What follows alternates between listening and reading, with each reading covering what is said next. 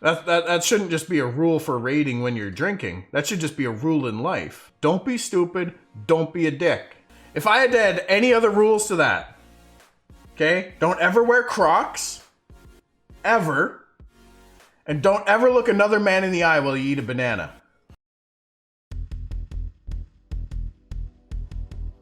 We were having an interesting discussion the other day in my WoW guild, specifically in the officers chat, about loot systems. And I want to go over this with you guys today, just as a discussion, because honestly, there's a ton of different systems out there, different flavors, you know, different strokes for different folks. And I'm really curious to see what else is out there that I don't know of. How are there flavors of systems? What's easily manageable? And I'm curious, what do you guys want to see available to us in terms of tools within the Ashes UI? So there's a few points there I wanted to talk about tonight. Just to get a feel for where everything is. Now, a side note from that, and perhaps something that we should talk about first, when it comes to dungeons or raiding or anything like that, where you organize a large amount of people together to go and take down a boss or a group of bosses or enemies in a stronghold or in a dungeon or whatever, what are your thoughts on how that experience and the time and effort put into that should be rewarded to the group? There's always going to be people that are very, very loot oriented. They're just there for the gear. Like, I don't give a shit about the lore or seeing new content. I just want to go in there because it's the next step on my progression path, and I want the gear. And I want it first, so I don't have to come back, so I can go and do the next step, the next level. And then there's the total other end of the spectrum for people that, like, you know what? I don't give a shit about the gear. If and when I get an upgrade, cool. But I'm here to hang out with everyone. I'm here to chat and have fun in Discord. I'm here to see the content, experience the lore, and genuinely just hang out and have fun with my friends.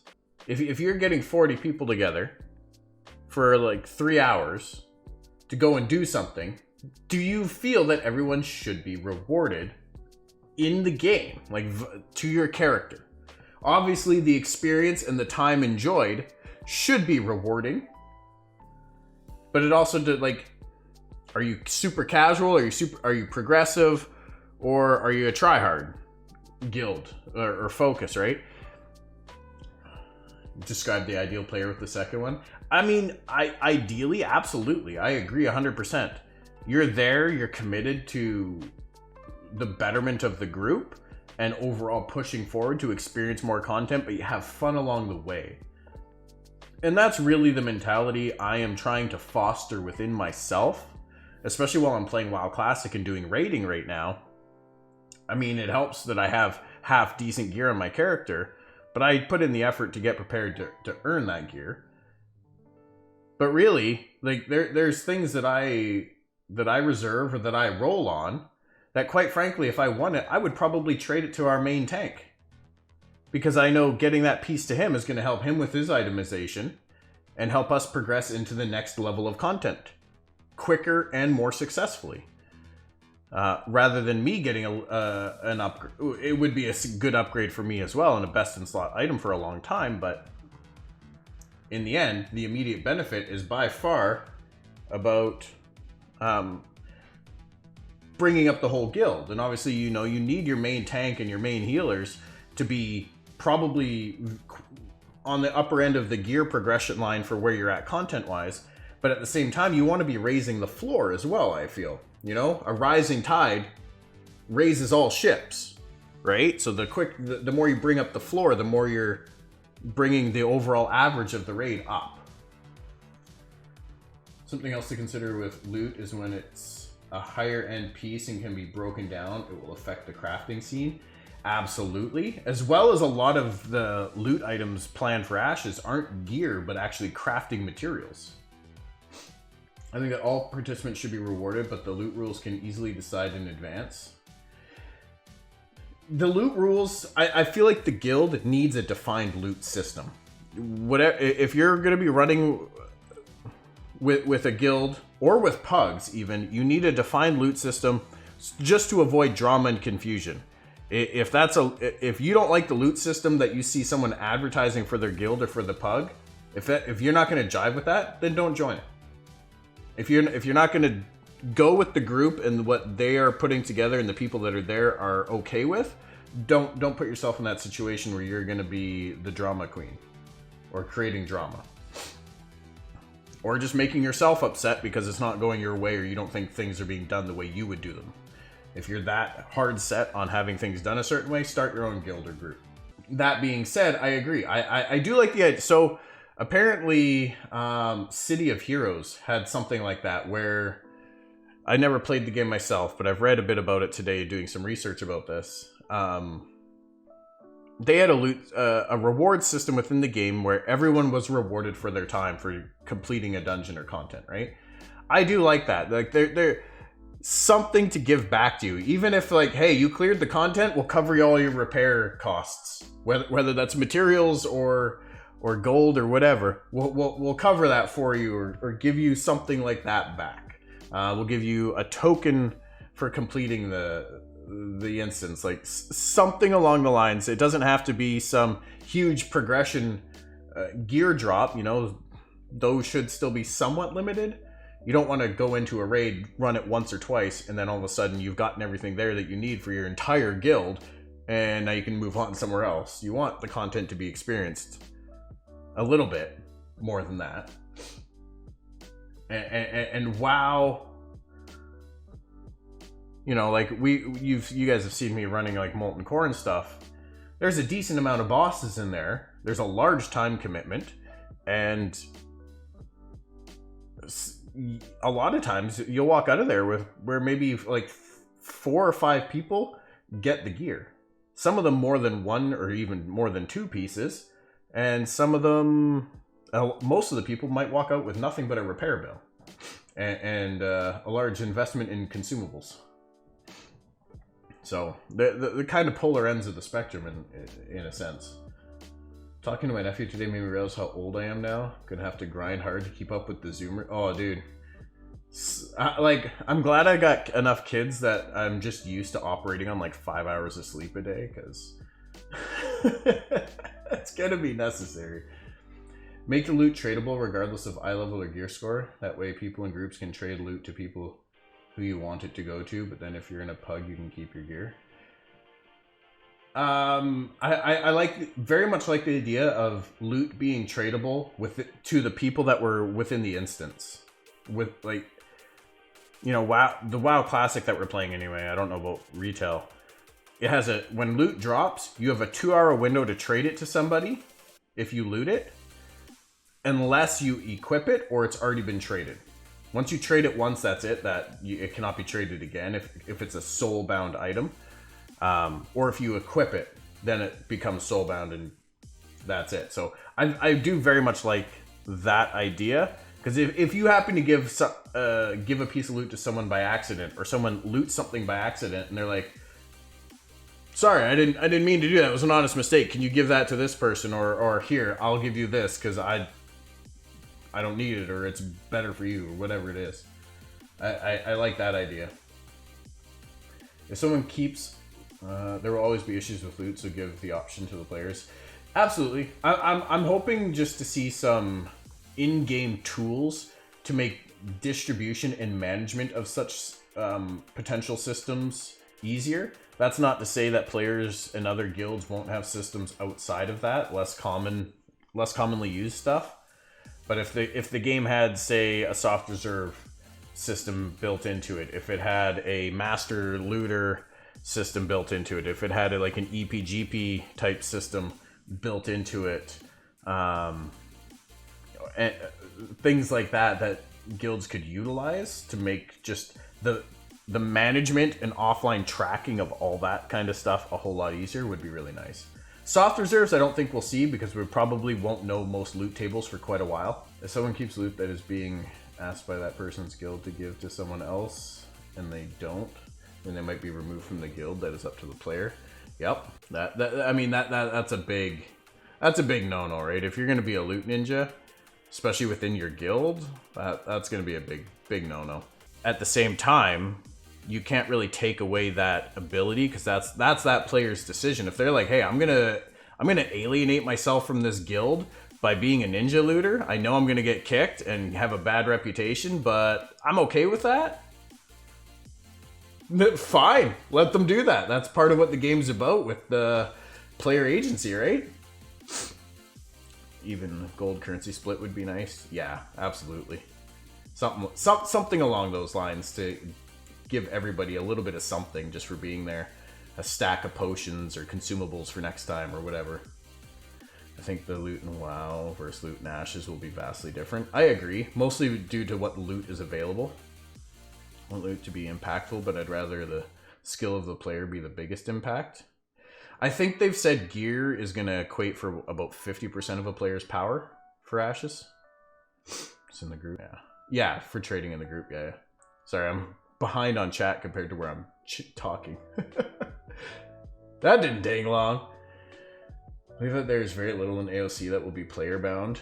That's the impression I get, is that, and that really falls down to the corruption system as well, I think. Having soul-bound items kind of circumvents the penalty of the corruption system. So that would make sense that we wouldn't see too much soul-bound items, which is a good thing. At the same time, I hope there's strict requirements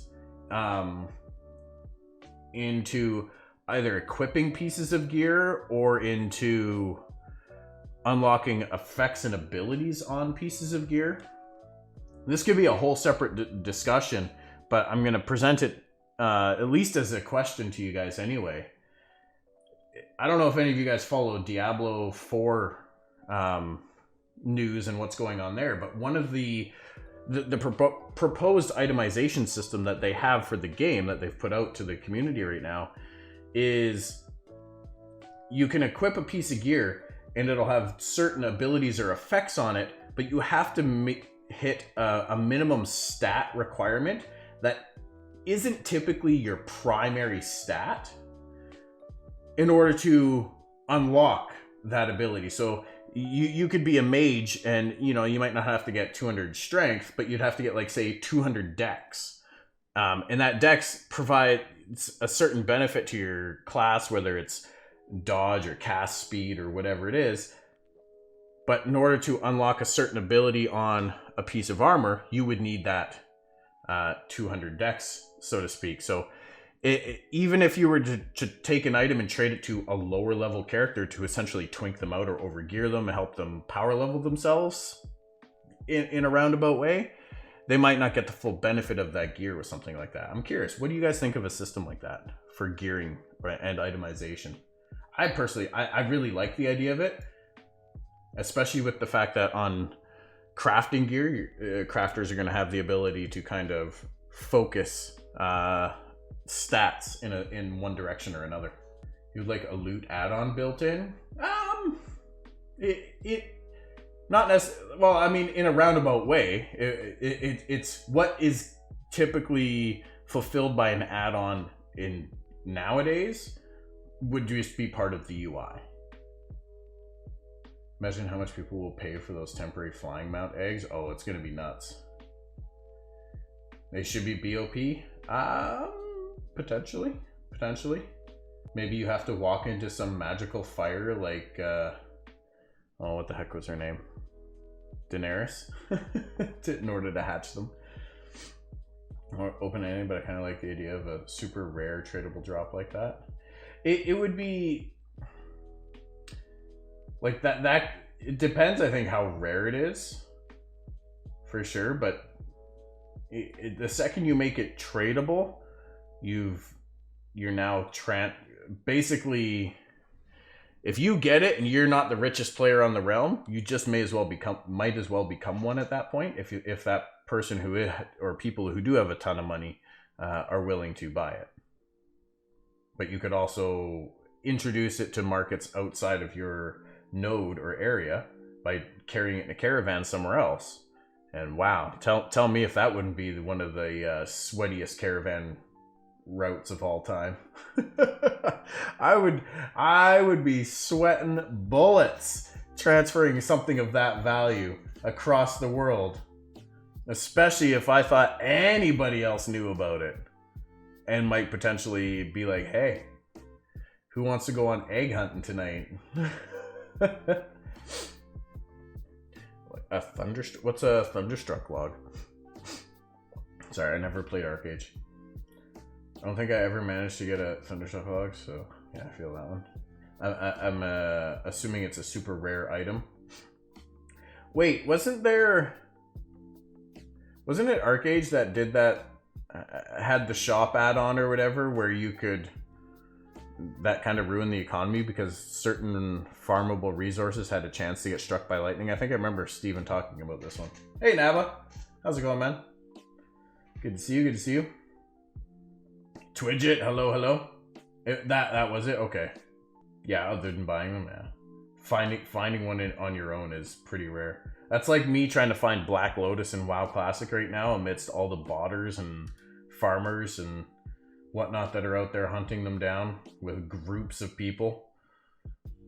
I found 2 in my entire time. That's it. There's a key component to making a farm cart and ships. There was an RNG chance any tree would be hit by lightning and create a thunderstorm. Yeah, okay. Yeah. I remember Steven talking about that. He's like, I won't name the game, and I'm pretty sure Nata's still here actually informed me that it was Arcade. The game they introduced Thunderstruck saplings had a much higher chance of growing into a Thunderstruck log. You could only buy them. Yeah, that's stupid. You can't. That immediately becomes pay to win, right? Immediately becomes pay to win when you do that. It really, really destabilizes the economy when you can essentially just introduce some of the rarest items into the game at will without restriction. How do you combat that with in-game playtime, right? So back to the loot system then. I very much agree, and I like the idea of everyone in the raid being rewarded with something. It doesn't have to be a game-changing item or anything like that. Yo! Lady Tilt with the 400 biddies. Much love, my queen. Thank you. Thank you for giving Twitch half of our money. I appreciate you, baby. Thank you so much. But yeah, like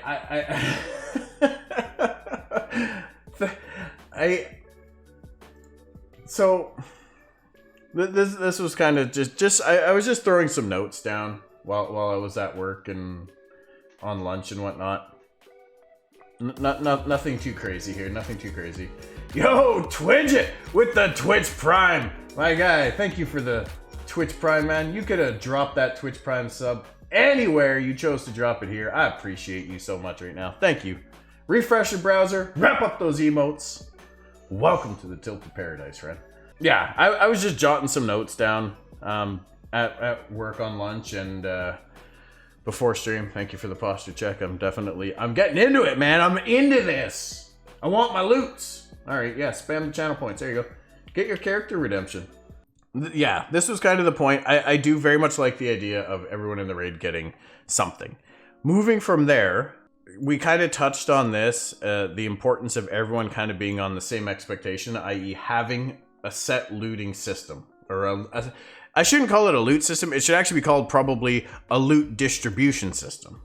So right now in our WoW guild, we use a soft reserve, main spec, off spec loot system. We do hard reserve certain very rare, very valuable items, as well as crafting materials. Hard reserving things like crafting materials and ashes. If you're running with a full guild, I feel like a hard reserve is not necessary. This is a pug specific loot system, in my opinion. It is where this belongs. Okay, I don't think it belongs within a full guild run of anything.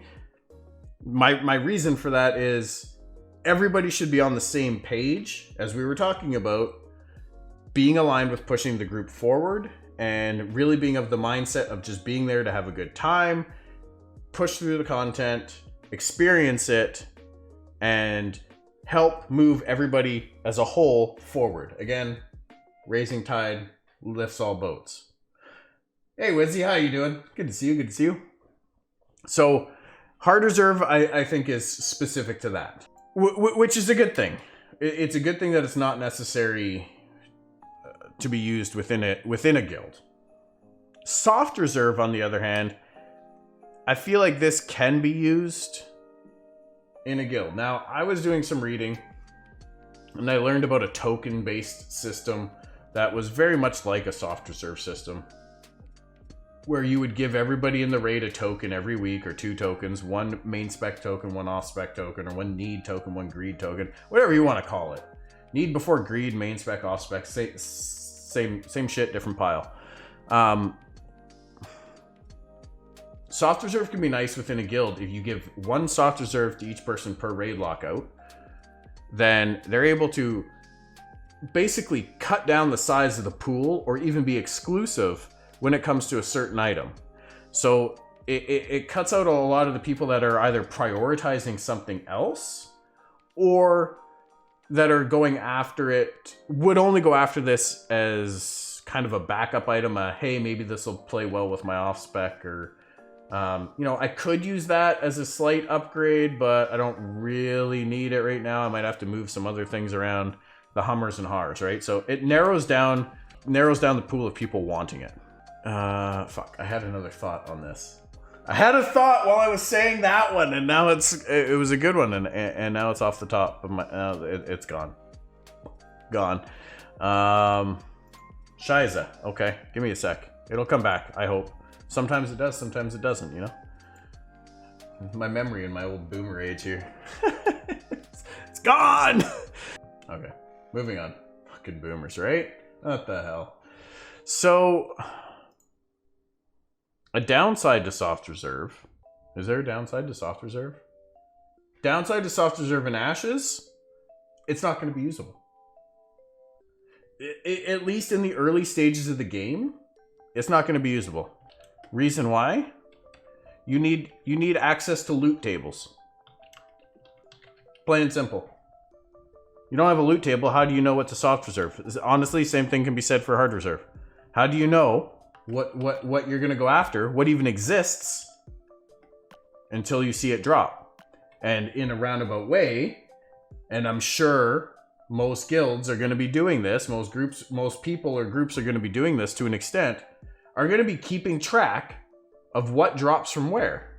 Might even be watching other videos and other websites to see what's happening on other servers, to note down those bosses and compile that information. I'm fairly sure we'll be able to find this at some point over on asheshq.com. If you guys aren't following, go over there. I hope that have a tome. What system is that? Tome system wouldn't be bad, but it also depends if there's actual instances. There's very, very few instances. You get a currency for finishing instance raids. Okay.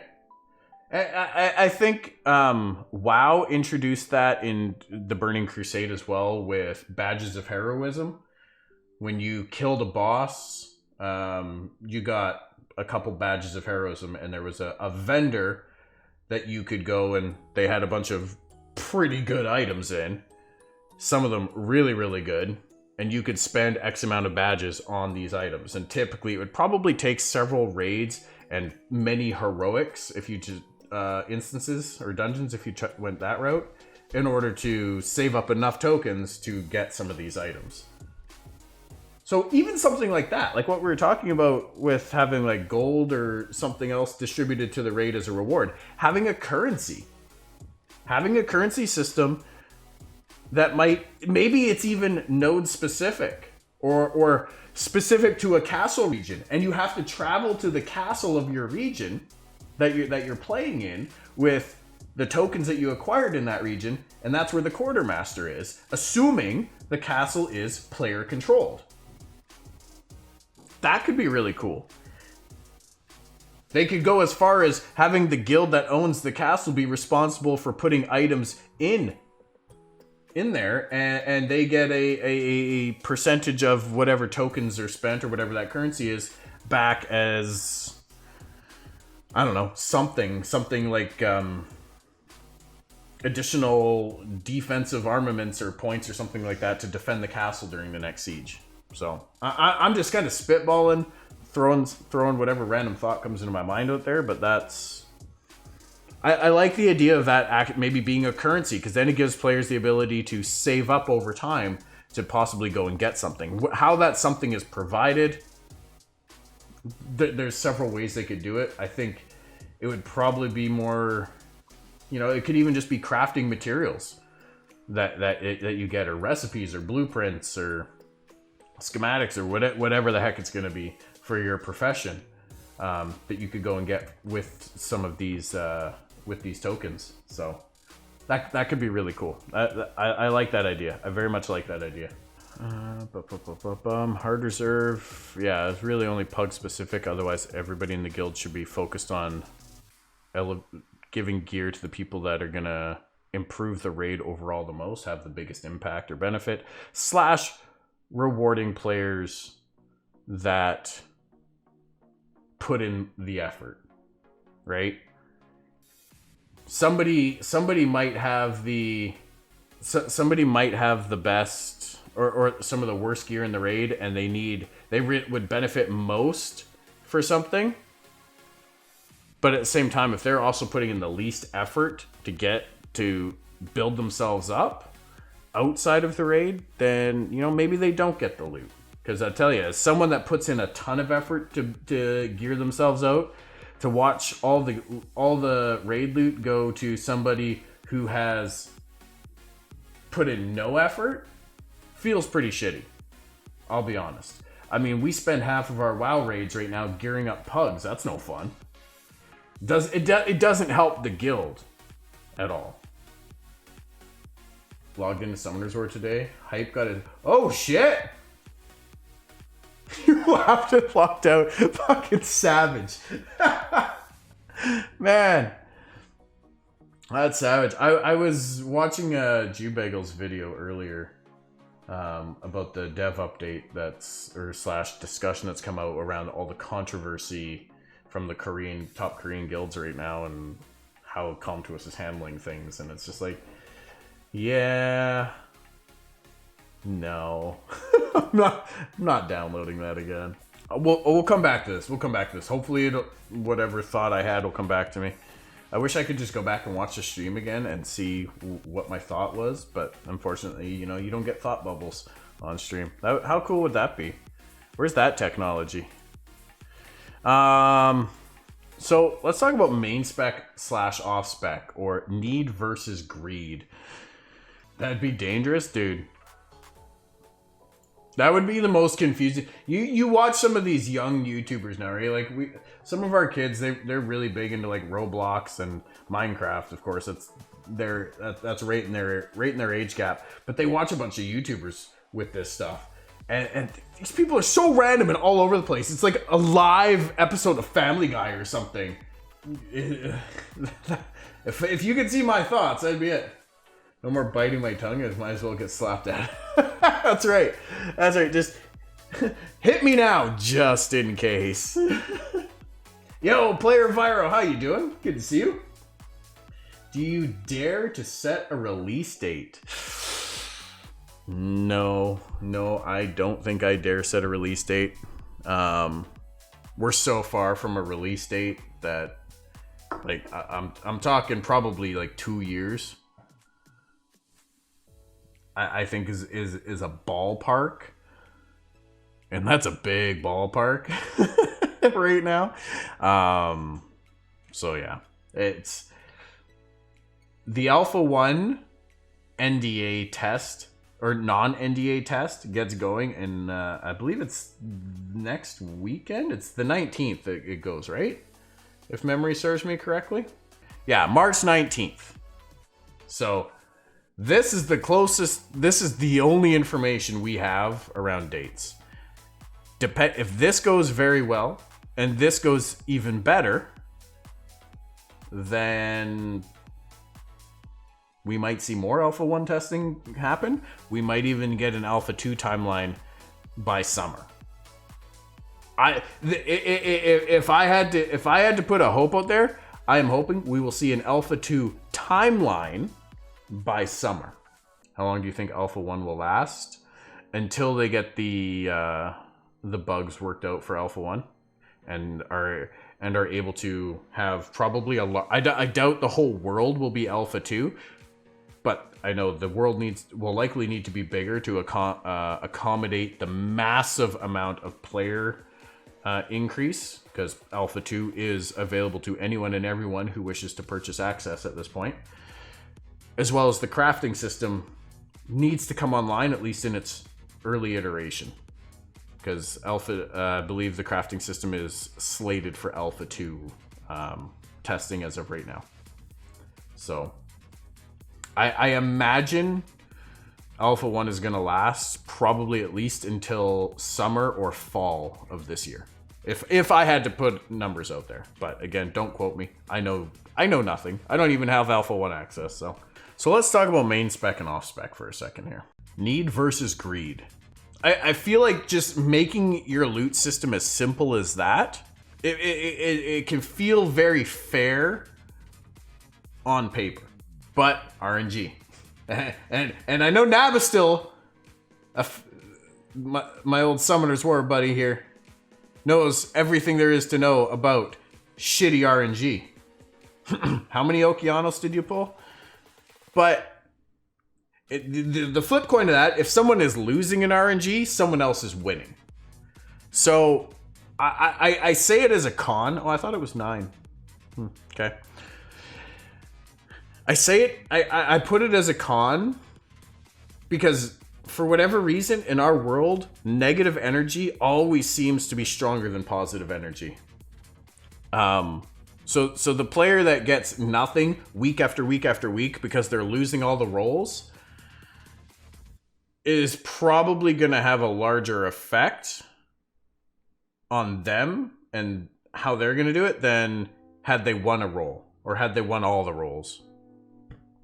I don't know where I'm going with that thought. I still think it's a negative because it can reward people that put in the least amount of effort instead of the people that put in more effort, which I think there needs to be a balance there.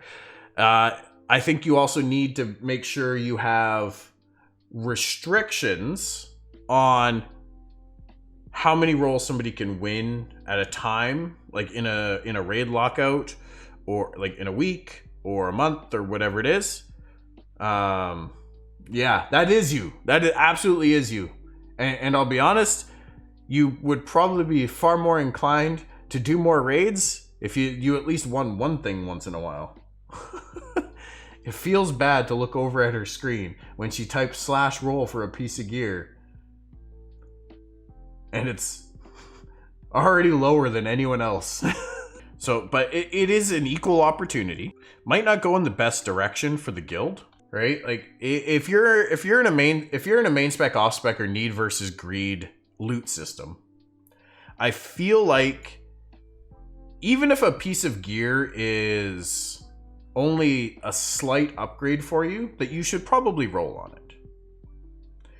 And unless it's going to be very temporary upgrade, like, hey, there's a boss, 2 bosses later on, he drops an item I've seen that I know is an even bigger upgrade for that same slot, then maybe you focus on that. If that piece isn't as good for somebody else, and the piece that you're rolling on, or could roll on, right now, is a bigger upgrade for them. Maybe you pass on this one, let them have it, so you can hopefully get the next one. Why not instance loot? How do you mean instance loot? Make it so that everybody has the ability to loot the boss for something. So like everyone has a chance at a piece of gear or crafting materials, depending on what the boss is dropping, what their loot table looks like. I understand where that comes from, but I don't know if I am a huge fan of that. The reason being is if everybody gets a drop off every boss, it's only gonna take couple of runs of that dungeon or raid at most to gear out a full group. And then there's no real incentive for them to go back in there. And if that is happening in a month or less, you're allowing people to burn through the content too quickly. There needs to be a line somewhere, and if you go through the content too quickly, your player base now becomes content starved. Now, granted, in Ashes, that's a little bit more unique because of the node system, the ability to go and siege another node, level up something else, open up a new area and start learning that instance or an encounter. Sorry, not instance. There's not going to be many of those. On the flip side of that, I do agree that I think everyone should be rewarded for the time and effort put in. And that's where it kind of comes back to, maybe after killing a boss, there's a decent amount of currency or rare to common crafting materials that drop for everybody, or a currency like we were talking about that can go to a special quartermaster that accepts that currency. Something along those lines is a means of rewarding the everybody. But exactly, Dread, I feel you hit the nail on the head here. I say that right as he throws out 5 gifted subs. Dread, thank you so much, my friend. I really appreciate that. I really, really appreciate that. Thank you so much for the gifted subs. If you guys received a gifted sub from Dread Katak, be sure to thank him in chat. Refresh your browser, rep up those emotes. Super's wife, Player Viro, Lore, Super TCG, and DN Frozen. Make sure you guys all thank Dread Katak. And welcome to the Tilted Paradise, you guys. Appreciate you, Dread. Appreciate you. Ooh, I think that unlocks a new badge slot too. Mike, damn. All right. But yeah, I agree. It does kind of spoil the excitement of rare drops if no one else sees it, as well as when a drop is rare, when it only drops like once in a while off a boss, or when only a select few people have it, there's a certain level of prestige and exclusivity that comes along with that. Whether it's sheer random luck that you get it, or you go on this epic quest, put in all this time and scale the tallest mountains and fight the hardest bosses in order to get this legendary item to go and show off, whatever that is, that there's a sense of prestige to be able to carry that and wear that and use it within the game. And no, you did not say that it would be gear. But I do very much agree that everybody should get a little bit of something. Now, whether that should be on every boss or maybe at checkpoints within the dungeon or the raid, you know, maybe like at the halfway mark and after you clear the final boss, if you're there for that, then everybody gets a bit of a bonus or a reward for being a part of that achievement. I've seen it where if one can't use the item, they can't roll on it. I like that idea. However, I don't think we're going to really have too many of those issues within Ashes, since everybody's going to kind of be able to use everything.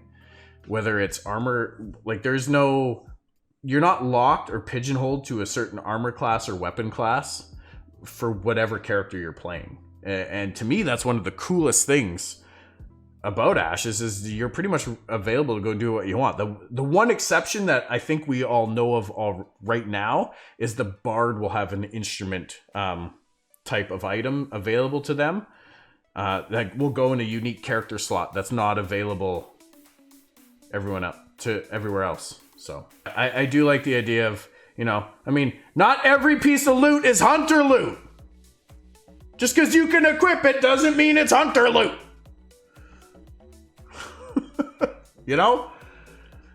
I swear, that's a meme that'll never die. Give subs went to friends. Well, yeah, I think Dread. I think he handpicked. I feel like he handpicked. If not, damn, go buy yourself a lottery ticket, son, because that was you hit all fellow Ashes of Creation supporters here. Yeah, I just hate the people that roll need on everything. Yeah, exactly. It's not all hunter loot, guys. Give it a rest.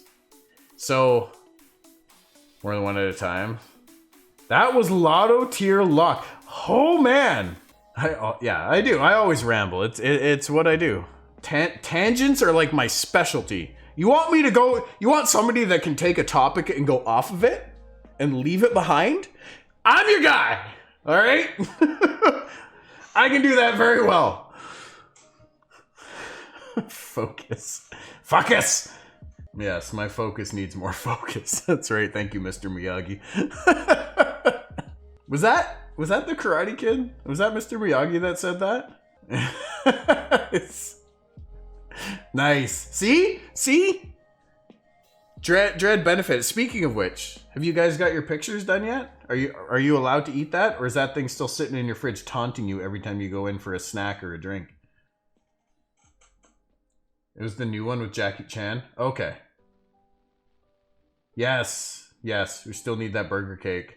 Ooh, nice. I want to see pictures of the inside. When you cut it and take a piece out, or if you cut it in half and split it, however you do it, I want to see that thing sliced and diced. All right. That is my request. I would love to sit down and have a piece with you guys, but so main spec off spec, need versus greed. I feel like in I'm gonna go back to this for a sec. Soft reserve as a loot distribution system, I feel it's very good. And enticing, that was the word I was looking for, to pugs. I think it's very fair as well in terms of everybody gets one or two or three or however many you decide to do. And people can use it on whatever they want to. Now, apparently, and this might just be a glitch with the WoW soft reserve system, apparently, when you're running 2 soft reserves, you can actually choose the same item twice to get yourself 2 rolls. I actually meant to bring this up the other night when we were talking loot systems in officer chat, but I feel like that's something that we should just simply put a hard no on. Sounds good, we'll do. It will likely be less burger at that point unless she's an actual... Oh, I expect, right? Like, I wanted to see the profile of the icing and all, like, through all the ingredients and everything, like, just contrasted with the cake inside. Kind of what I was hoping to see, but I mean, if it's like actual layers of color, of the appropriately colored icing all the way through, man, that's an advertisement pick for her right there for sure. You send that one to her for a portfolio or whatever advertisement she has, because that actual magician indeed, you know, like that's a burger's made of pure magic and deliciousness. All right, so main spec, off spec, equal opportunity, feels fair on paper. It is very heavily RNG flavored, of course. Some restrictions required, I feel, but imposing and enforcing those restrictions is what I would say would make it a con. The other side to loot distribution isn't about how you receive loot, but how your loot officers, assuming you run with loot officers, manage it and track everything involved with it. The more niches and bonuses and all these little things that you add to the system, the more work that is for someone to track and accurately analyze every time you're going over loot. As well as whatever, you know, if you're tracking like EPGP or something, unless you have an add-on or an in-game system to do that, that is all manual input done offline, at least in Ashes. instance. So I feel like some restrictions are required here for main spec, off spec. If I had to say example, like max number of wins per lockout or per week, let's say. Because I don't know. Because things aren't instanced in Ashes, it makes it really interesting. What is a respawn timer going to look like on raid bosses? Is it going to be efficient for an entire raid to sit in one room and kill a boss, wait for it to respawn, kill it again? Or is the respawn going to be like 4 or 5 hours? That's going to be an interesting thing to see. And I do hope that those respawn timers are on a bit of a scale that can adjust dynamically to either server population or maybe even node population. I think server population is more appropriate, as you don't have to necessarily be a part of that node to go in there and kill that raid boss. You could be part of another node, and you might not register as population there for that algorithm. But folks will make third-party utilities and spreadsheets to help with this stuff. Oh, absolutely. This is better than providing too much hand-holding in game.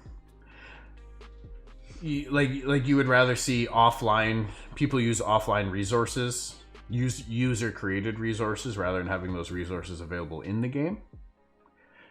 If we haven't got into this points bidding thing yet, and I'll be honest, I don't know a ton about these systems. I've never used any of these systems or been a part of a guild that uses these systems. But my understanding GDKP is kind of separate. It's its own thing because it's just bidding with currency, or gold rather.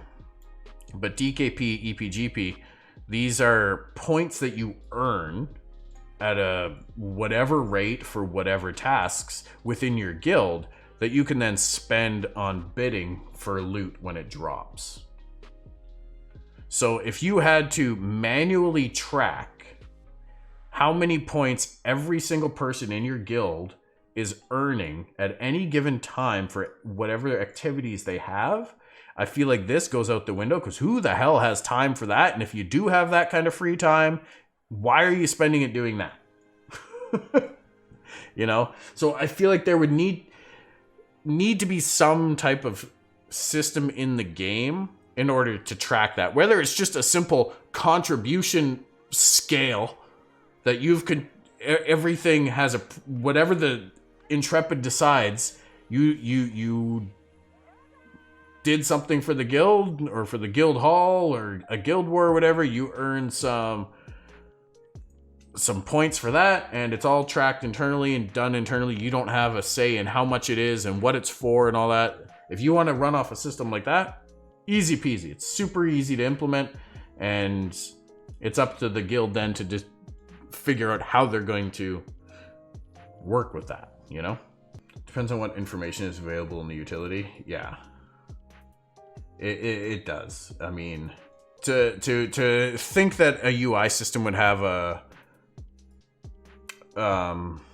be so involved that you can go in and set each individual point value and the criteria for earning those points that would be applied to all guild members, and then the system automatically tracks all that for you as people earn those points, and then they can go into their interface with how many points they have and use those points to bid on an item that drops, and if they win, then it gets deducted.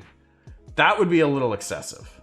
You know, like as a guild leader, or as a loot master, if we start a raid and it's like, okay, I'm just gonna go and look at everyone's contribution score. That is your score as of right now going into this raid. That's what we're gonna operate with. You want to see your values? Well, here's the spreadsheet or whatever. Put it in Discord and go from there, and it's up to you to track the rest of that offline. So I don't know. Like I said, I've never used one of these myself, so I don't know too much about them and what they necessarily entail from a tracking standpoint. It sounds, to me, like way more effort than it's worth, to be honest. And that, to me, that's my ultimate summarization of any of these systems. Maybe minus GDKP, but I think that has its own issues. I think it's more effort than it's worth, to be honest. Some sort of in-game codex that you can expand automatically based on your findings. Like, you have entries for various mobs, and everything you've ever acquired from one will be filled in as you discover it. In this case, I don't want to see any question mark fields in there either, though. Yeah, I definitely would not want to see question marks. I don't want anything that leads you on. You know, it might, maybe if you were on some quest line and you got hints at something, then that would fill up as question marks, because that's the next step that you have to go and fill on a quest line. But in terms of like bestiary type compendium, I don't want to see anything as question marks. I absolutely would not. I would love to have that tracked, whether or not you want to go as far as like monster weaknesses or anything like that, but like habitat information would be really cool. Maybe a little bio about what that creature is or something like that. That's a lot of work for all the creatures that are going to be in the game, but that would be really neat to see. Absolutely. I think that would really kind of flesh out the environment. And, you know, maybe if you went and saw a scribe in a library or something, they could take the information that you have and put it into like an ultimate book for that node or that area. And you could go to the library, find the node bestiary, if you will, and look through all of that. Like, that would be really cool. That would be really, really cool. But like habitat and stuff like that, just to have that information is like, hey, I need to go kill these things. These are the known common drops. Or even rare drops or something like that. But only things that people have discovered. The one available to you on your character would only show what you have personally encountered and seen. Whereas if you went to the library, you could see what everyone has kind of compiled in there. Different books for different classes of animals or whatever, so it's not too excessive, but I think it would be pretty a lot of information to take in, that's for sure. Creates a market for scribes to record their experiences and market them. Yep. A Pokedex, yes, exactly, a Pokedex. I mean, animal taming is going to basically be like catching Pokemon, right? For all you Pokemasters out there, I mean, just because my name's Ash, don't think I'm going to be a Pokemon master. That's not my plan for the game, but hey, I might breed them. I might be a breeder. I don't know. We'll see. Animal husbandry does sound like a really fun profession. I'm not going to lie. At the same time, if I'm spending most of my time out on the high seas, maybe managing a farm isn't going to be the best pairing for that playstyle, you know? So we'll have to wait and see. And the final main thing that I really wanted to look at, and this is a system that, again, I haven't used personally. It is the plan for my WoW guild as we push into TBC to utilize a loot council system, and we're actually talking about hybrid variants of that right now, which I think as a baseline, a lot of these probably aren't too bad. Well, mostly when it comes to ashes, you're probably going to be looking at a main spec, off spec type system, or you're going to be looking at a loot council system. I feel like from what we know right now, and based on the information that's going to be available to us in the game in terms of loot tables, these are probably the two systems you're going to see, at least at the start in the early iterations. Don't think for a second that what you see drop from bosses or monsters in the alphas is going to be the same as what's going to drop from those same creatures in the live game.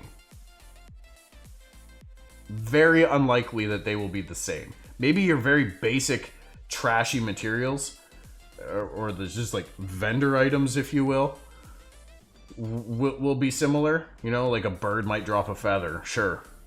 But don't expect that much else on that loot table is going to be exactly the same, because they don't want to spoil that info yet, right? And that makes sense. So a loot council system. I'm personally, I very much like the idea of this, because it allows several people within the raid group or like who compose of the loot council or make up the loot council to take into consideration who a piece of gear is going to benefit the most and who deserves it the most. And they can either have those two, if you narrow it down to 2 players or 3 players, have those players roll for the item. Or if you can narrow it down to 1 player, you give it to that person. Now, depending on the relationship within that group, within that guild, you may or may not feel the need or benefit of providing context and explaining yourself for your decision, if you will. But again, it comes down to a vote. It's not just one person dictating where everything goes and how everything's done. Okay, this isn't a dictatorship. It's a democracy. People vote for the overall progression of the group and rewarding the players and the people that are putting in more time and effort. Plain and simple, right? Like, and how your guild factors in all of that stuff will be unique. I'm really curious. We've got a bunch of people from Virtue here right now. Have you guys talked about a loot distribution system at all? Or do you guys have plans for one? I don't know if you care to share any more details than that to be in terms of a decision, but I'm curious if that's something that's even come up in the radar yet. Not that it's going to influence my decision. You guys know I already love you, but I think one of the big pros to aside from that is it's definitely better for a more well-rounded, dedicated group, right? So if you've got the same 40 people or you're rotating between like 43, 45 people for all your 40-man group content. Now, we know that you'll be able to bring more than that with you, but you might not be in the same raid group, therefore not earning the looting rights, if you will. And outside of that target trade window, perhaps, we'll have to wait and see. But in theory, you could bring 100 people to one encounter. Anyways, if you've got a same tight-knit group, I think the loot council system is going to be a much larger benefit because you're more likely to have everyone on the same page and pushing towards the same goal. So when a piece of loot drops that, I really want, but if we give it to our main tank instead, means that we're going to do this content easier next time and have a better chance of succeeding in the next boss or in the next tier of content, then that's probably where it should go. If it's going to provide more benefit for the raid to go there, then why give it to me? That's a much easier thing to digest and swallow than it is in, let's say, a group where you have a large fluctuation of players. If you're not bringing the same 40 or 45 people in with you on a regular basis, if you're bringing in like 80 people, for example, and you're mix and mashing people constantly, then a loot council might be a lot more difficult to sell to everyone. You're already putting a big barrier, if you will, into progression by having that many people sharing loot. So we'll see. We'll have to see, but that's kind of would like to see your own loot table per player. You mean like every player gets to loot the boss and something off their table drops? So in theory, 40 people could get a piece of gear if that was what the role was, or a high-end crafting material. We have a role for it, Quartermaster. You'd make a good one, as there isn't a lot of info about loot systems in Ashes yet. I think we're waiting for more solid information plus voting. Absolutely, and I love that. I love that it goes to a vote. That's I don't know. I mean, it's a guild council, if you will. Made him loot master in our WoW Classic raids. Yes, you did. Yes, you did. I like the name Quartermaster better than Loot Master.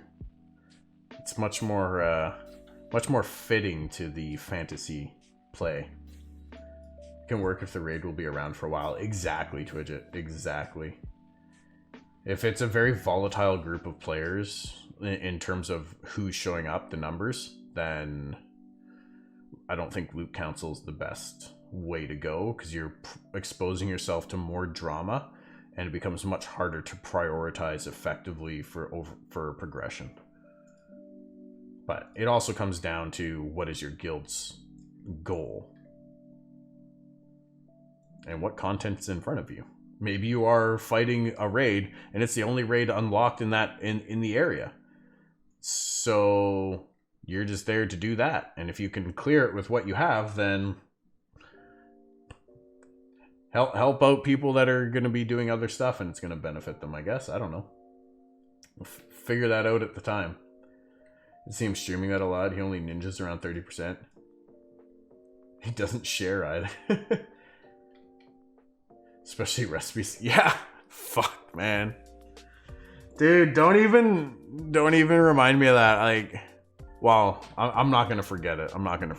But it's like that time at work when I was spooling 3,000 feet of tether onto a winch, and I misread something on our drawings.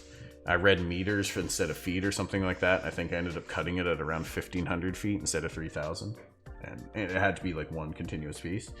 Luckily, we were able to still sell both individual halves. But yeah. Certain things you do in life, you're just not going to forget, you know? I now know better. We're going to roll those recipes right away. Even if they only roll the guildies first, that's fine. So these are some of the base systems that I've come across, that I've seen or heard of. I may not know a lot about some of them. Now, we had some ideas the other night that we were throwing around, and that's really what gave me the idea to have this discussion here tonight. Mainly to see where people are at in terms of what they like. What do you guys like for a loot distribution system? What do you think is most fitting for you, most fitting for your guild and your focus in the game, as well as what's easy to manage? Now, a loot council, that's really easy to manage, okay?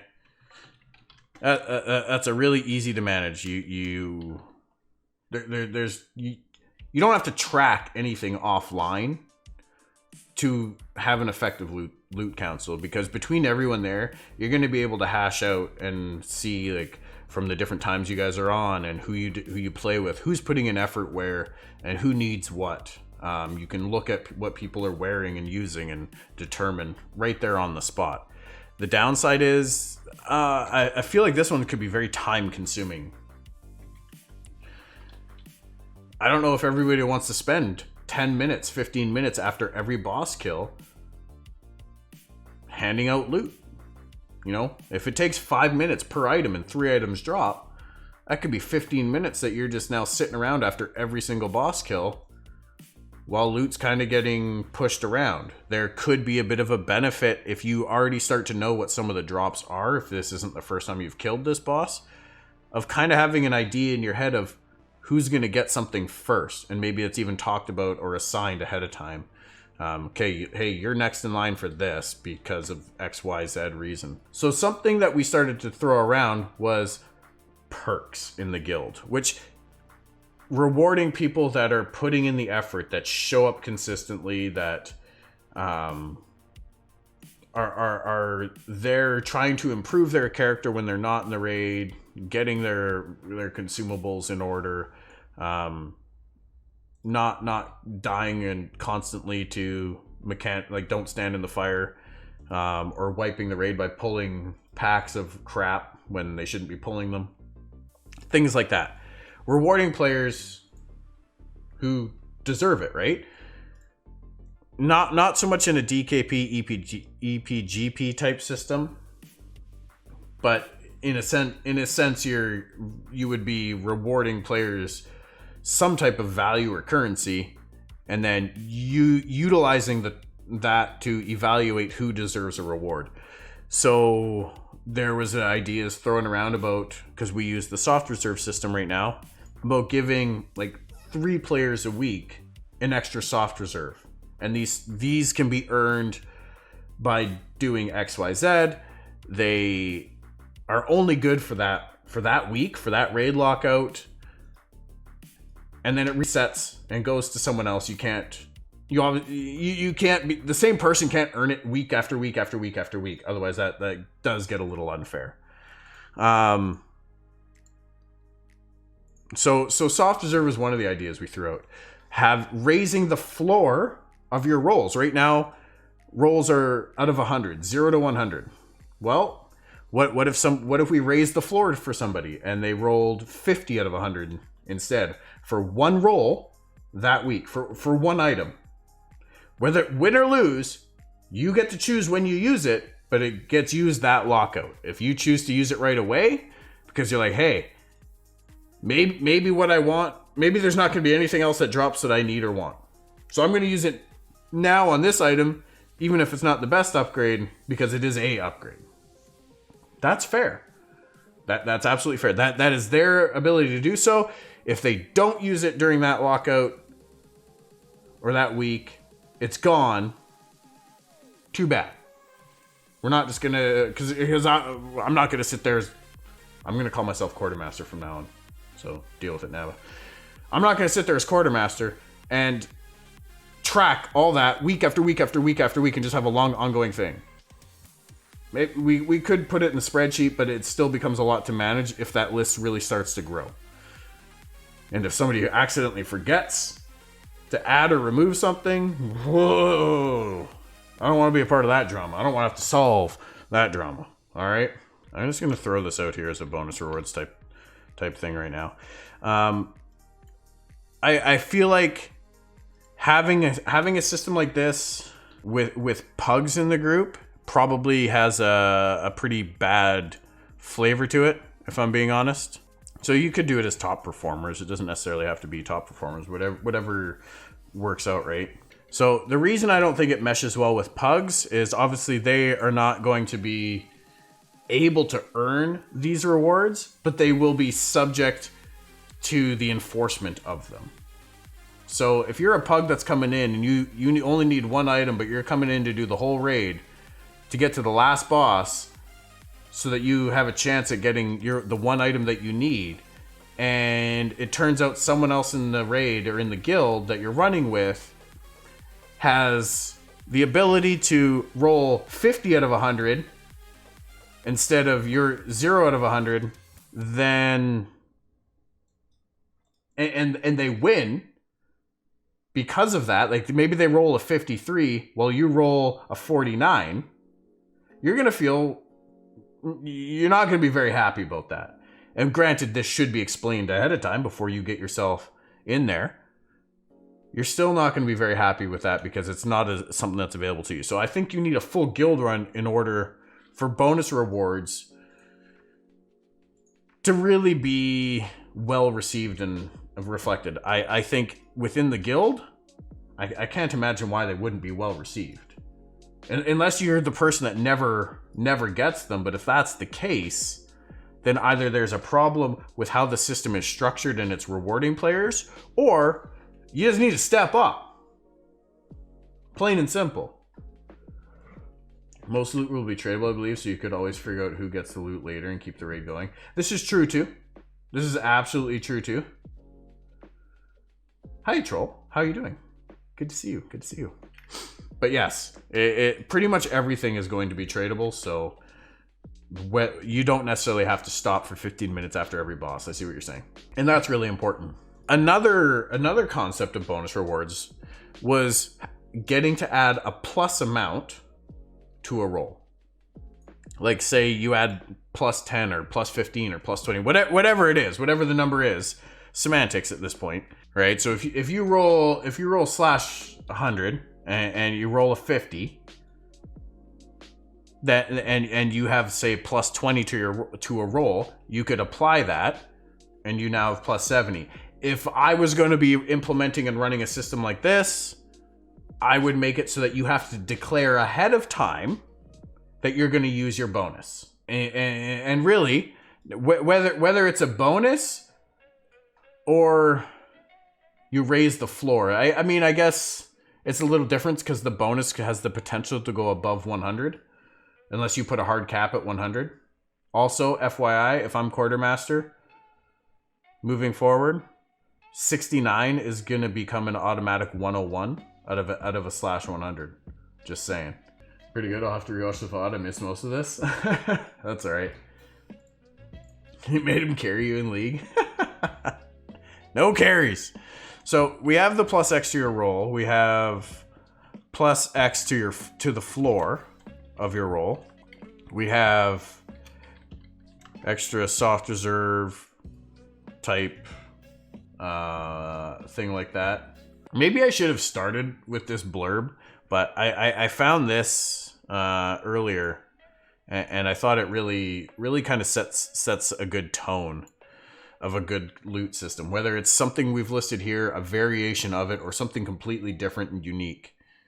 At the core, a loot system is merely a concept for distributing loot in such a way that is equitable, meaning equality, balanced, fair, rewarding, and timely. So yeah, not stopping for 15 minutes after every boss, so to speak. Now, I know based on our system in WoW, and because of the interface of Master Looter within there, I can stay at the boss and roll out all the loot and distribute it while the rest of the raid continues on, clearing trash and clearing the way to the next boss. So by the time I'm done loot, I either go and join them and help them kill trash, or I get there to start the next boss. So it's not a big deal. As a DPS, probably the best class role to fulfill that, because not having me around in a 40-man raid isn't going to make or break the group's ability to clear trash. If it does, well, then they wait. It's plain and simple. An equitable loot system is one that has some function of equality within it, essentially trying to avoid the drama of a select group of friends always getting the best loot first while the rest suffer without. Everyone should have the same opportunity for getting gear as everyone else. I feel like that is an excellent philosophy to have to operate your loot distribution system around. Again, it's about everyone. It's not about any one particular person. Just because you need an item that's going to really, really help you in your PvP push doesn't mean that you deserve it more than someone else. It comes down to the raid and the focus of the raid. If everyone else in the group is just like, hey, yeah, take that for your PvP push. We're all rooting for you. We're all cheering for you. Hell, I've got money bet on you. Betting in esports. It's coming. It's coming. It's almost here. Then that's fine. Then that's fine. You can maybe put in a motion for that vote. But in the end, it's really about helping everyone out. What would I prefer to have for Ashes? I'm honestly leaning towards Loot Council. I personally haven't used it, and I would like to. I would like loot to be distributed with a focus of pushing the group and the guild forward in progression, but feeling that it's fair to everyone and everyone has a bit of a say. Like if we had a loot council of like 4 people, let's say, and they would all vote round table who's gonna get it a piece, then we come out and we say, okay, we have decided this piece is going to go to this person because giving it to them is going to help out the raid the most, or they've put in a ton of effort and haven't been rewarded recently, they deserve it, whatever. And then you basically have the, if anyone has any objections, speak now or forever hold your peace kind of thing. If somebody has a serious issue with that decision, give them the floor, give them a chance to voice their concern. Listen to that concern and address it. Maybe they have a valid concern that between the 4 of you as Loot Council didn't consider. And maybe it's just a little bit of, hey, I'm butthurt because I've been here for 3 weeks and I haven't gotten a damn thing. And this is the first piece that's dropped that I really want, or this has dropped like 4 times now and I still haven't got it. If it comes down to a personal thing, you can address that. If they've got a more valid reason, then you can address that too. And maybe you go back and change your decision or reevaluate things, or be like, hey, okay, you know what? You're next in line because you make a good point, or that person's next in line because you bring up a good point that they would actually benefit really well from it. So I like the idea of a loot council system for that reason. That being said, because everything's going to be tradable in ashes for the most part, we'll have to wait and see how that really works out. We also need to wait and see what systems are going to be available to us within the game, in the UI, to help us manage loot. I've never been in a DKP method, but it sounds like it could be good. I've never done it either. I've never been in any of these. Like, I almost ran a GDKP in WoW Classic the other night just because I need gold, but I didn't because I didn't want to get locked out to it. But this is a way of rewarding players very much for their time and effort put into their character and helping the guild in the raid. From what looking at it from the outside in, being that I've never used it like you, if I'm the quartermaster, I don't know that I want to manage all that, to be honest. I don't want quartermaster to be like a full-time job. I want it to just be a role that I fill in the group, right? Like, I don't want to sit there and be like, hey, so this player did this, and that this week. So we tally up the point values for all those things, add them up, and put that on their total. This is what they have going into raid this week. Let's do it for the next person. 40 people later, that's a lot of management. And what if you missed something that somebody did? What if you say somebody did something that they didn't do and confuse it, and then other people catch that and are aware of it? Now you got to deal with that drama and try to flesh that out, and it just becomes, if there's no system built into the game, since add-ons you won't have add-ons to do that for you. I feel like this is far more effort than it's worth, to be honest. That is really what it boils down to. Do I think it rewards the people that put in the most effort the most? Absolutely. And it gives them some agency over how much are you willing to spend out of your effort points. EPGP, right? How much are you willing to spend out of that in order to acquire this piece of gear? And that becomes even more of a gamble when we're talking about the fact that we don't know what loot tables are going to look like for these bosses. We won't know the full span of a loot table for any given boss until there has been literally thousands of kills of that boss. Because there could be something that is like a 1% drop rate or less than a 1% drop rate on a boss. That could be thousands. And keep in mind, like, the way odds work, the way RNG works, that doesn't mean that within 100 kills you're going to see that because it's a 1% drop. That's a 1%. That's a 1 in 100 every single time that's killed. You could literally not see it for thousands of kills.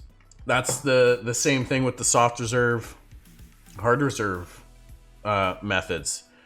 Plain and simply put, without knowing loot tables, you can't have an effective system.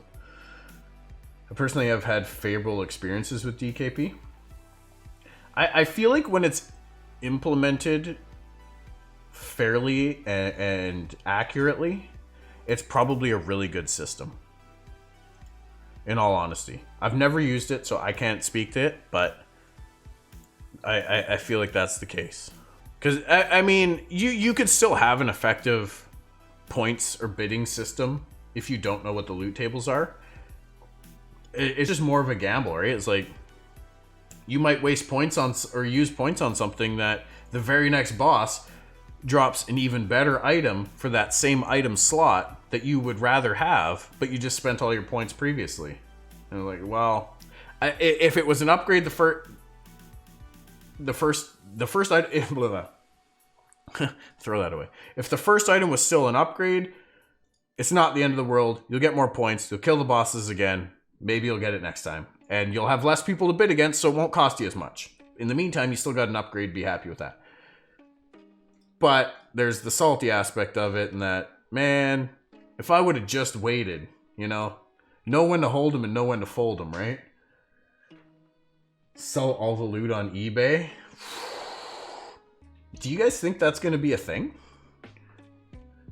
If loot's freely tradable within the game, obviously it's against terms of service.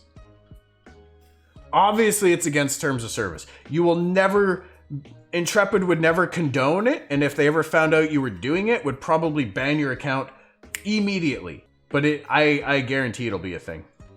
Maybe not on eBay, you know? Maybe people will be selling it for crypto. Apparently there's NFT things going on right now, which I don't know much about, but my buddy at work is really learning a lot about crypto lately. And there's people that go in there and just like create little pieces of art and then sell it for like tons of crypto because people are crypto rich and just buy it up. Little digital art. It's nutty. So yeah, moderator access revoked. Yeah, I think it'll be a thing. No, it's not going to be the real money auction house that was in Diablo 3. God, what a shit show that was. I think I sold an item for like $4 on there. I never got any of the super rare items back then. But there's no way to actually hard track that. What's to stop you from just going up and trading an item to somebody for whatever reason? If you're going around and trading rather rare items and materials to other people and not getting anything in return on a somewhat regular basis, you might raise a red flag. But how are they ever going to be able to find you and some other account advertising those items on some random platform? Now, it's probably safe to say that most big streamers and content creators won't be partaking in such activity because they're going to naturally be under the spotlight a bit more and don't want to draw that kind of attention to themselves.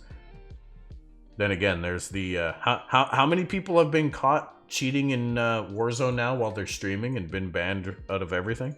It's kind of hilarious. Yeah, absolutely. It'll be discreet. It's going to happen.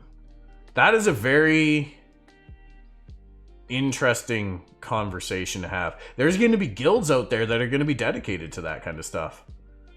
And items won't go cheap. They'll go for thousands of dollars. Right? You could have a group of 40 people out there, or maybe less if they're strong and competent enough, that'll go out, kill legendary world bosses, and be like, hey, we told this person that we were going to do that at this time. They're here in the group. They get all the looting rates, and they just paid the guild this much money. Now they get this legendary item or legendary crafting material, whatever it is. No, I hadn't either. I had not thought about that until now. Crafted gear will be on par, absolutely, but a lot of those materials, legendary materials and actually, I think only legendary items, like finished goods, will drop from legendary world bosses. Legendary crafting materials, I don't know if they're going to be exclusive to legendary world bosses or if they will be available also to like top tier raid bosses. But yes, crafting gear is supposed to be on par with the top end gear drops as well. That legendary piece of gear is going to be on a tier of its own, but whether it's legendary dropped gear or legendary crafted gear, they're going to be on that same tier. Like buying gold for someone would be easy to track, but just items won't be possible to track like that. It's going to be really, really hard. Really, really hard. Like, unless you have moderators in the game, or not necessarily in the game, but monitoring trade logs, that would be the only thing, is to look for red flags. Like, hey, this legendary item just got traded to this person for free. Let's go look at that. Oh, hey, these two people aren't in the same guild. And I mean, I don't know what else they can see beyond that would tie players together or incentivize that maybe these players have no in-game relationship. Look to see what chat messages they've had in-game, what their history interactions have been like, that type of thing. So, you know, you can have all this, but even then, at best, you have speculation still. Like, unless you can prove it, like find the listing where the item was listed for sale. And even still, I don't know. I mean, if my account got banned and I just made like $5,000 off an item that I sold, probably not too salty about it, to be honest. It's an inconvenience, but I mean, I can always just create another one. Unless they ban my MAC address on my computer, in which case then I need to spend that $5,000 to buy a new computer so I can come back and do it again. But if not everything, Steven has mentioned extensive logging. You'll be able to track all the stuff that happens in game, but the stuff that happens outside of the game, though, which is where this conversation and the listing and everything is going to happen. So they're going to actively need people on any and every known platform and forums and whatever have you, as quickly as possible, monitoring these things for any Ashes of Creation posts. And even still, you won't catch all of them. If money has changed hands, there's nothing you can do about that.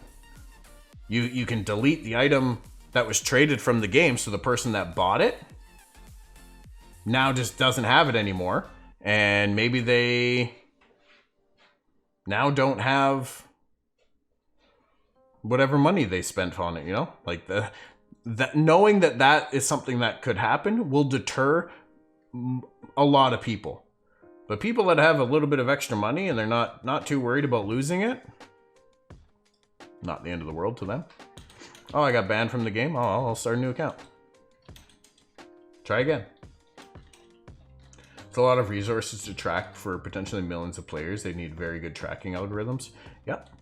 And those algorithms, like, the potential exists for that to happen. Especially over time as things get refined.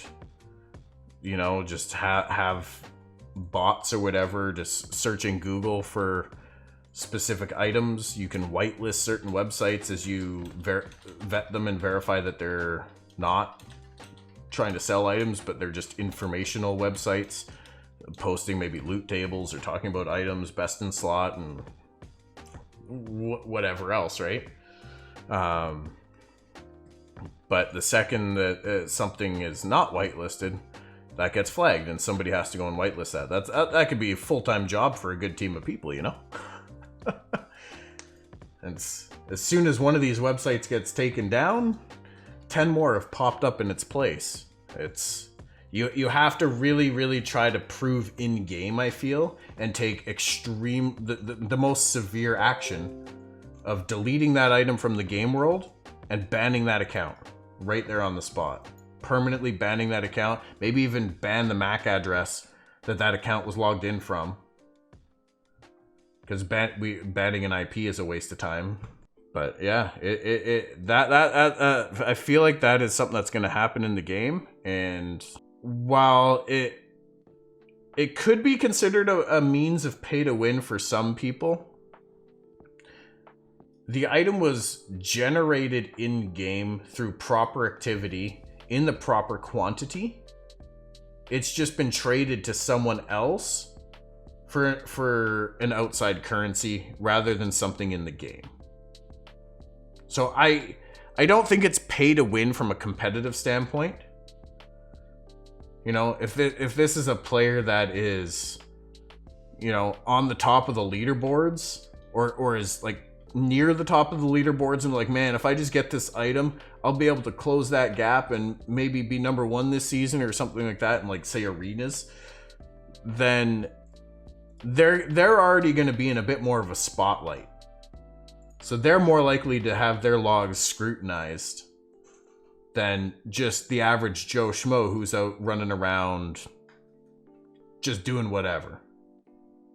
So it could be pay to win in that top level of competition. But to be fair, at that level of competition, most players know who their opponents are and are going to know a little bit of something about them. Unless they're on different servers, of course. If there's nobody in the top that's on the same server as you,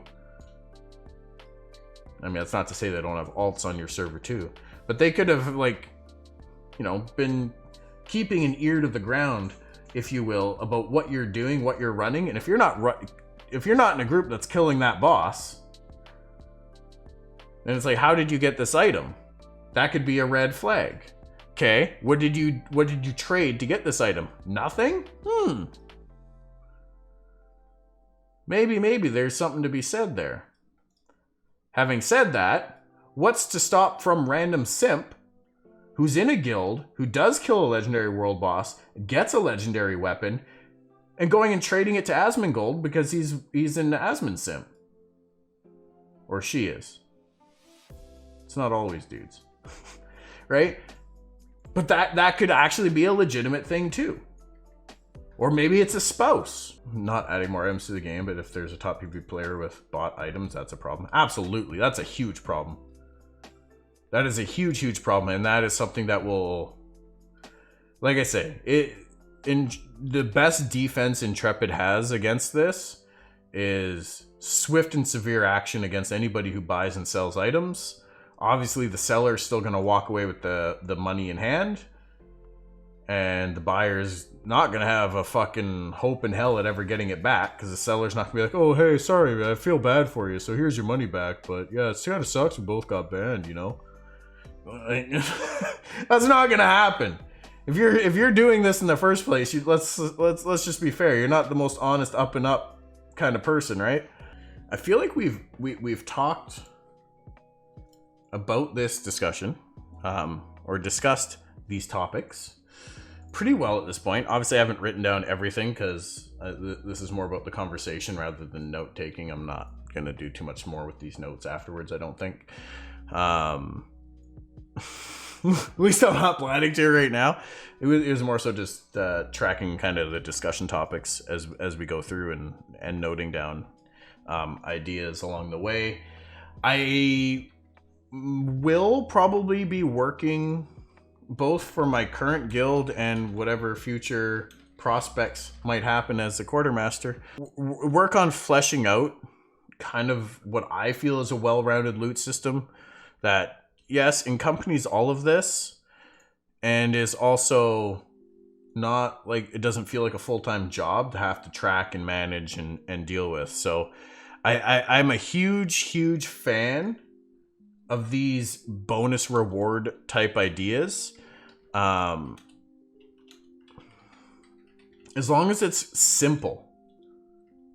It's simple for people to understand and follow. It's simple for them to get or earn the rewards, and simple to explain. Like that's the most important thing.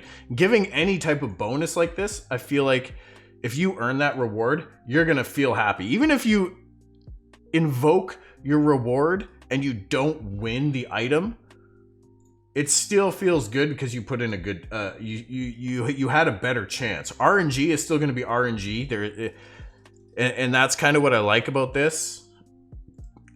Plus X or an extra SR is it's the RNG still has the ability to give the item to other people.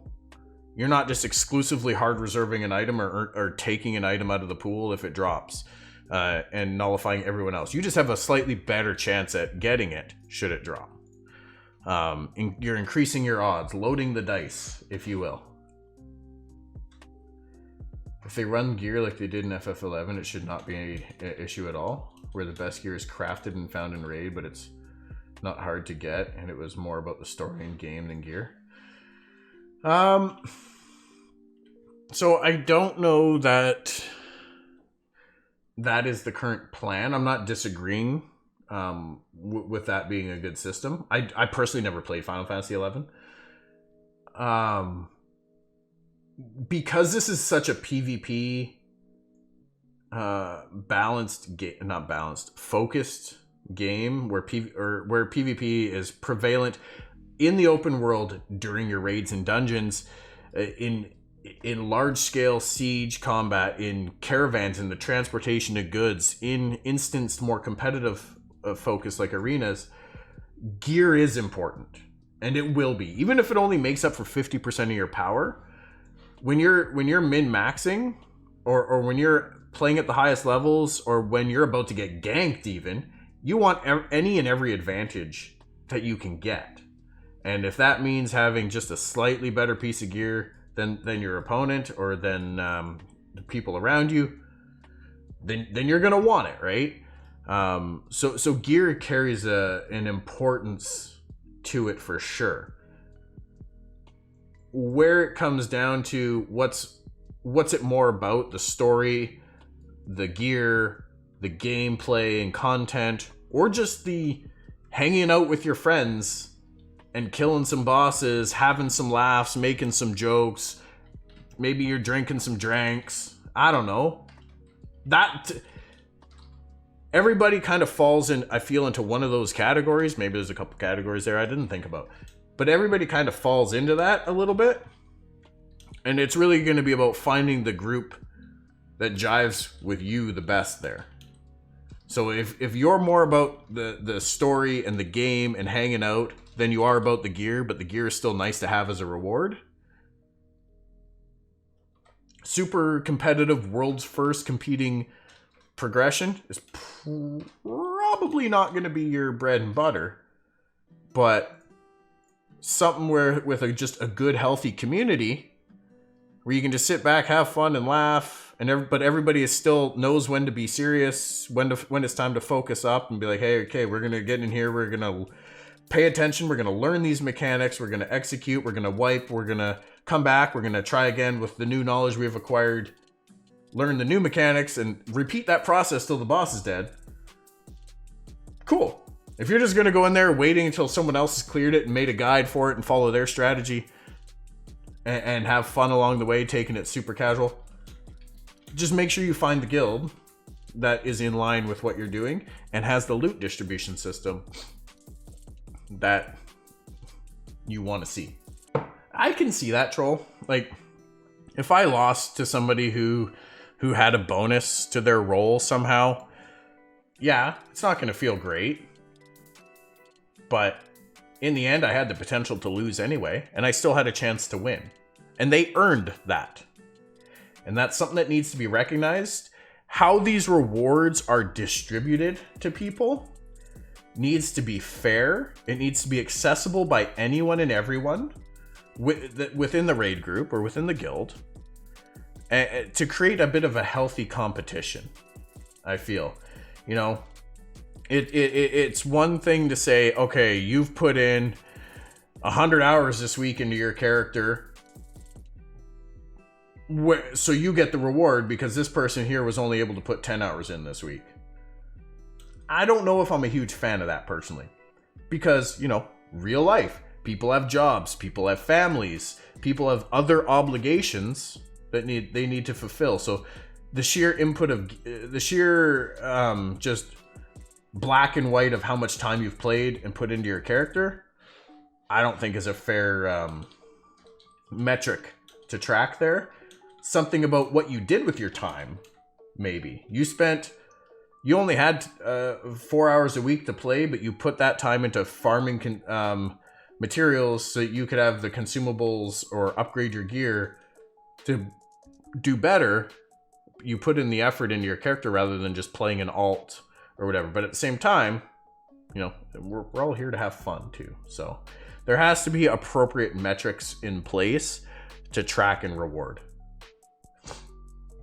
And if those metrics are fair and the reward system is fair, if you lose to someone that that implemented the reward, it's not going to feel as bad as though that if it felt like that reward was out of reach for you and they won because of that. That would definitely salt me. I hate the fact that all about the gear, not how good the player is.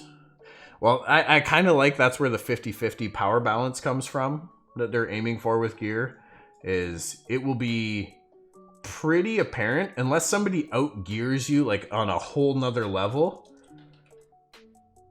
If they're not as skilled as you, you're probably going to win, unless there's just simply a class imbalance. Now, class balance we know is not going to be around the 1v1. So if you're out in the world and some ganker's running along and he's like, hey, there's the scissors to my rock.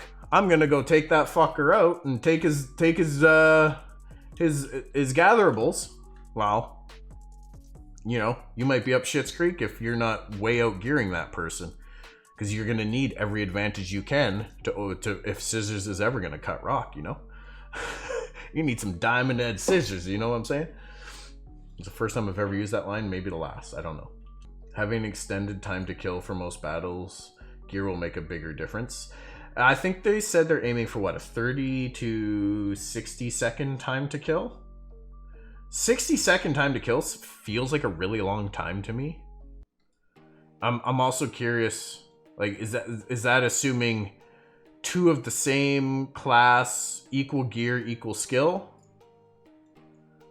Like, there's definitely going to be variance in there, obviously. If you have two cleric fighting each other, it's probably going to take the time to kill in that fight is probably you like go make yourself a bowl of popcorn, grab a beer, take a dump, come back. They're probably still fighting. You know, it's like watching NASCAR.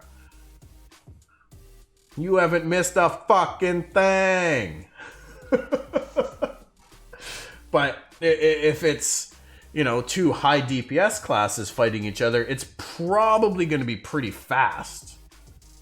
Ah, hey, look, chat. We can be famous. We'll go buy some followers. Oh, man. That sounds exciting. Get the fuck out of my chat. Who's running the drinking me some drinks guild? Asking for a friend. Yo, Giolis, how you doing? I wanted to ban him. I'm sorry. This is because I was talking about selling loot, right? Totally. Gotta have bots for that, right? That's how you make money. It's not by putting your time into it. You gotta have a bot that does it for you, and just a bank of computers. I mean, I don't know if I'm in any guild that they're like, hey, you guys can't drink when we're doing this, then. I mean, I understand to the point of not getting wasted if you're trying to clear content. I mean, in the end, if you're grouped up with 39 other players and you're just getting shit-faced and killing everybody and wiping everyone all the time, then yeah, that's a problem. You're wasting 39 people's fucking time. But to not sit back and just have a couple drinks, loosen up and shoot the shit, have fun, that is not a guild I'm looking to be a part of. All right, that's not a group I'm looking to be a part of. I don't drink much. I drink very little, but I want to have I don't want somebody fucking judging me and telling me I can't come on the raid if I do decide to indulge. Yeah, as long as you can be chill. Exactly. Don't be stupid and don't be a dick. I mean, that shouldn't just be a rule for raiding when you're drinking. That should just be a rule in life. You probably get through life pretty well if you follow those rules. Don't be stupid. Don't be a dick. Easy. Super easy, right? Like, man. If I had to add any other rules to that, okay? Don't ever wear Crocs. Ever. And don't ever look another man in the eye while you eat a banana.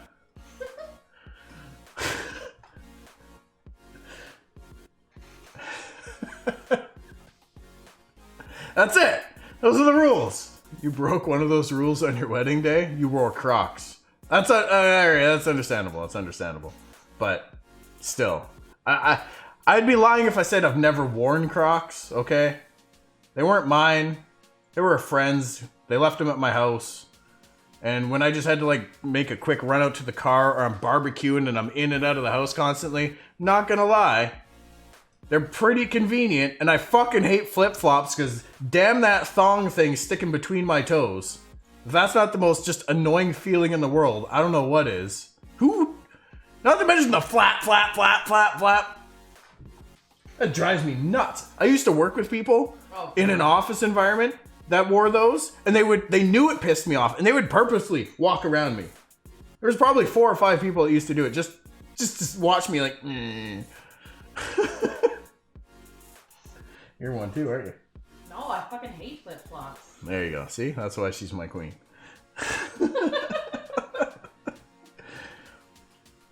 They were the dressy girly ones? Is that even a thing? What does that mean? Dressy girly Crocs. What is that? What is that? It's like sandals with socks? Who does that? You're a fucking criminal. You're a monster. Get out of my life. I've seen people. I work with somebody that does that. Like, we shouldn't even be allowed to wear sandals where I work. You know, safety reasons. But I think he was there, like, just on his day off or something, and I saw him or something. I can't remember, but I've seen him with it.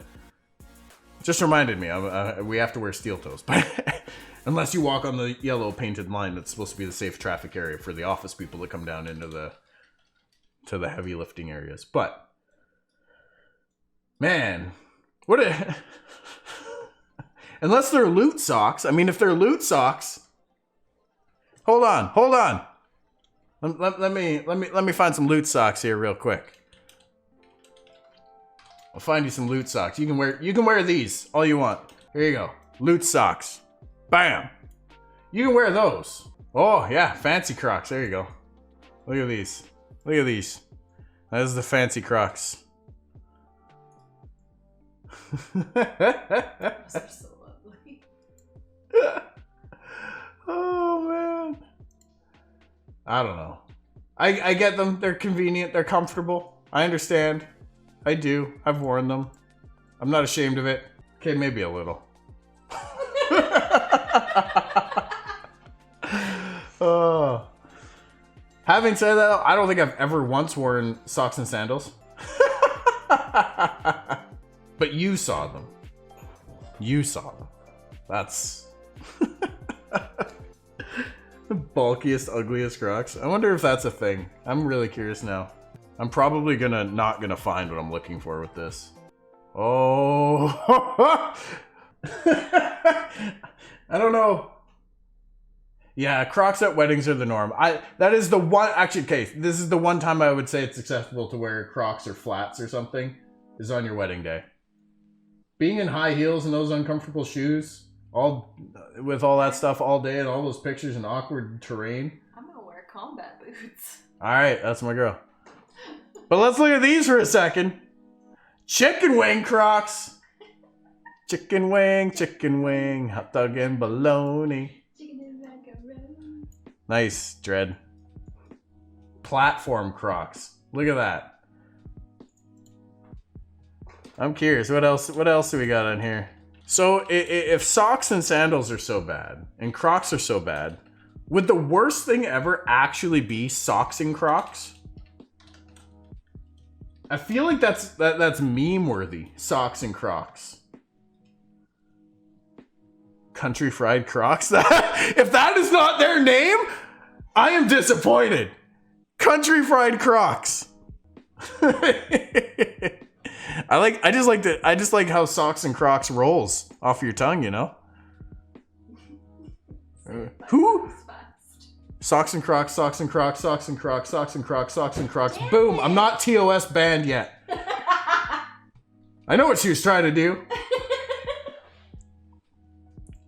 We should get our youngest to say Crocs. There you go. My god. Look at these are bedazzled Crocs. What is this? Is that a K? Are these Kanye fans? I don't know. Dread, it's the yellow version of yours. Oh, no way. No way. And the bedazzling of them too. Like I can't even right now. Oh, those are edgy. Those are edgy. Look at that. I'm gonna wear those on my when I get my space flight to Mars. Elon will totally rock those for me. What is this? Oh my god. Clearly these are decorative only, because obviously, you know, this would be like walking around with your shoelaces tied together. I've always wanted to do that to somebody, sneak under their desk while they're working or busy sleeping or whatever and tie their shoelaces together. On a motorcycle? Yeah, like I hope it's an automatic. Can you imagine having to try and shift gears with Crocs on? Then again, most of the bikes I've been on have been not the smoothest action, you know, they could use a little grease and oil. Woo! Satan's Crocs! Imagine getting kicked by them. Like, imagine getting roundhoused by these. Like, what is this? In the pentagram, too. What the hell?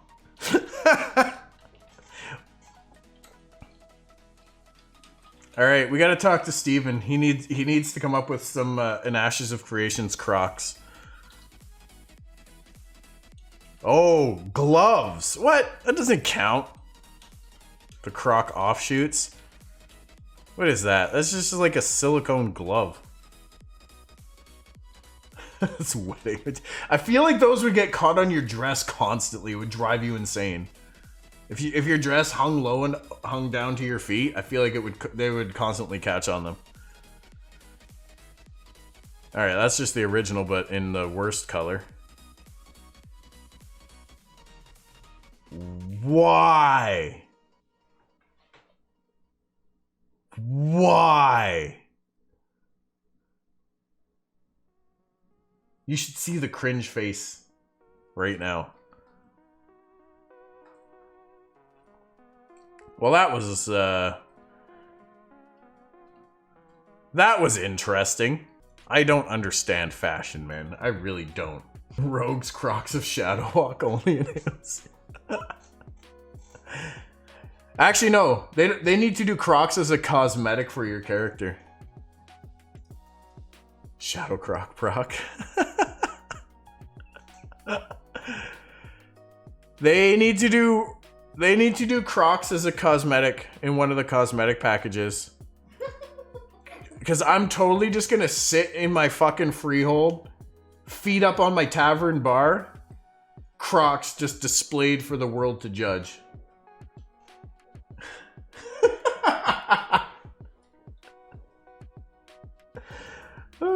Yeah, we definitely derailed the shit out of this. Did Deadpool do Crocs and socks? I don't know. I'll go search for that over here. Just in case, you never know what you're gonna get when you search Google for something like this, right? This is a fan thing, but yeah, Deadpool and Crocs. I don't know, does he have socks? Or does the bodysuit kind of cover it and count for it? That's right. That's right. I mean, I do have an idea, a topic to discuss for next week's stream for Ashes.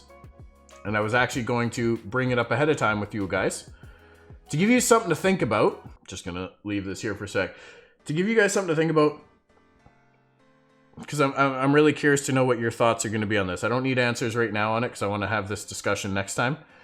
Class identity. I want to know what class identity means to you. You could take this as far as your own character identity if you really want to, like who your character is as a backstory, or how they live their life, how you play in the game as a role play. If that's your jam, go that far with it.